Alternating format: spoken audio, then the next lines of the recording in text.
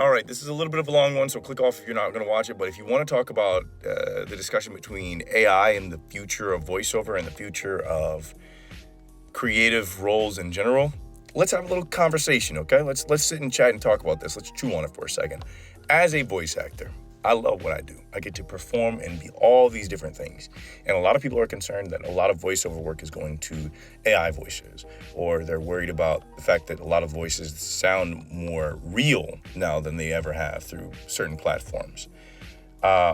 If your primary business is doing voiceover, for example, narration for YouTube, instructional manuals, IVR, even a lot of UGC content, like user-generated content, AI will have an impact on you. And you have to ask yourself, what are you doing this for? Are you doing it because you love doing voiceover in that format?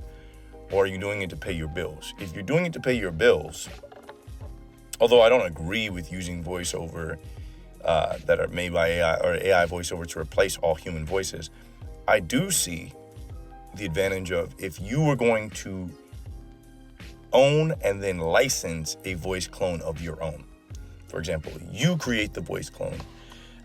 You get paid for licensing of your voice or for usage of your voice.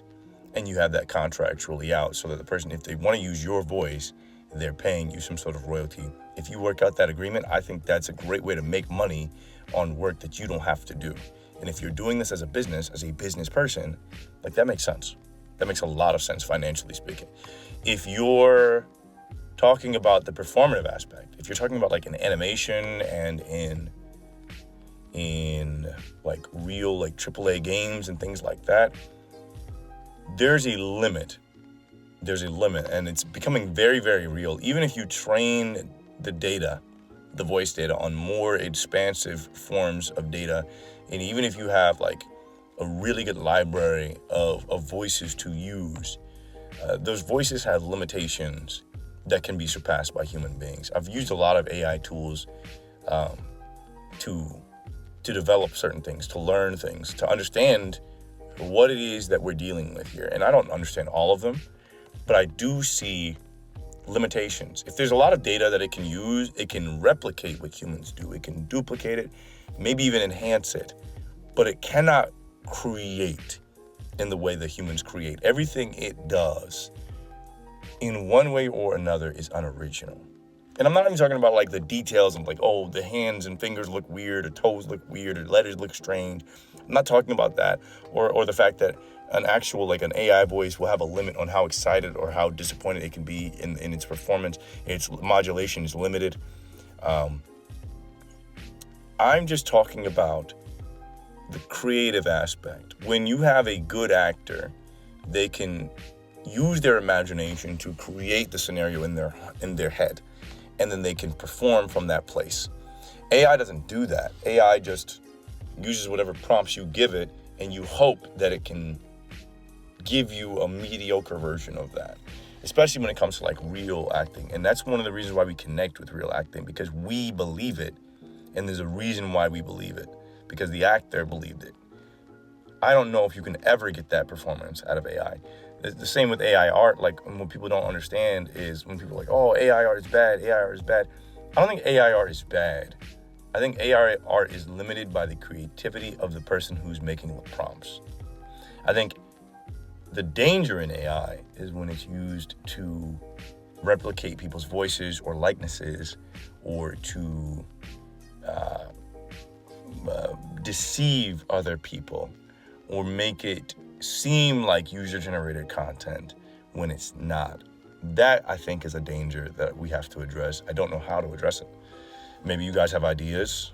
Maybe you guys have theories or want to talk about it. But I think that's something that I'm a little bit concerned about, because when it comes to legal issues, and this is like an internet thing, so it's not just a here in America thing, it's a global problem that has to be addressed.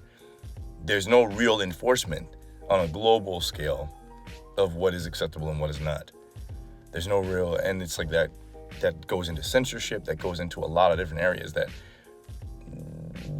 kind of like the Wild West right now. So I think it's important that if you're going to use AI tools for yourself and for your business, be ethical. Don't steal or try to deceive people into making them think one thing or another. I saw a post recently online. A gentleman is an actor, and he posted a picture where he used AI to give himself hair, even though he's bald. And and he did it. And it's one thing if it's funny for entertainment or to showcase something, but it's another thing when his premise was he felt that he wasn't getting certain roles because he was bald. And he's like, if I look like I have hair, then maybe I'll get certain roles. And it's like, that's deceptive. And that's my opinion. Like, maybe he didn't feel it. Maybe he felt another type of way. Maybe he felt it was unfair that he couldn't get certain roles. And it's like, yeah, but like part of being an on-screen actor is your look. Like, your look is your look. So unless you're going to go to Turkey and get that hair transplant, like, you can't just show up on set with wigs, dog. Like, I mean, you could try. I don't know how kindly they'll take to you doing that. So I think the biggest challenge is we have to teach ourselves, if you don't know already, to use an ethical framework in the decisions you make. Don't just do things to do them. Like, think about, what is the impact that this is going to have on me, on others around me? Is this something that I want to be represented by? And the internet and the anonymity of the internet allows a lot of people to do a lot of shady stuff. So think about your decisions. Think about what you're watching. When you watch things, don't just distrust something because it's AI, because it could be sharing good information. But assess it. Think about why somebody's sharing this. What is the goal? What is the point of this? Is it to take my money? Is it to make me trust them for another reason? Just be critical. Like, think about things. And then when facts are presented to you, not opinions, but facts are presented to you, assess those facts and address whether it's good or bad. And I think that we're in a world that's very not trusting of anything, like of authorities that actually do know information, of politics, of government, of institutions of education, of family or friends, of anything. Like, no one trusts anyone as any source of information. And I think it's because people don't know how to assess information. People don't know how to be critical about things and assess whether this is accurate or not, or what is most likely to be true. They just operate, they just move, and it's so dangerous.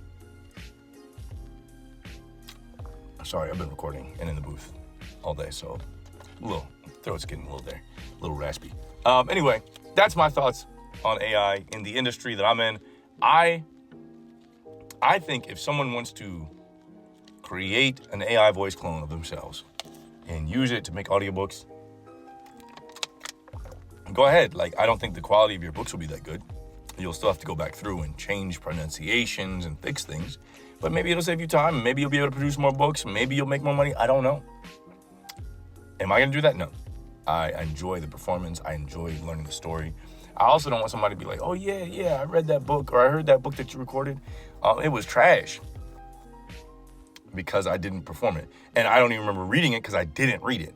Like, that's an issue. I don't want that to happen. Every book I read, whether I agree with everything that's in it or not, that's neither here nor there. I've read plenty of books where I didn't agree with everything that was in it. I've read plenty of books that I'm not exactly proud of my performance. I ain't do great, But when it comes to reading audiobooks particularly, that's going to be like the biggest area where I think AI voices will affect my personal business. I don't think it's going to affect me when it comes to like video games. I don't think it's going to affect me when it comes to animation and things like that, because the thing that we connect with is the voice. And there's no way, like, can you imagine AI voice, like voicing Goku and it being like, I will not let you destroy my world. Like, bro, what? Like, it can't get there. It cannot get to, I will not let you destroy my world.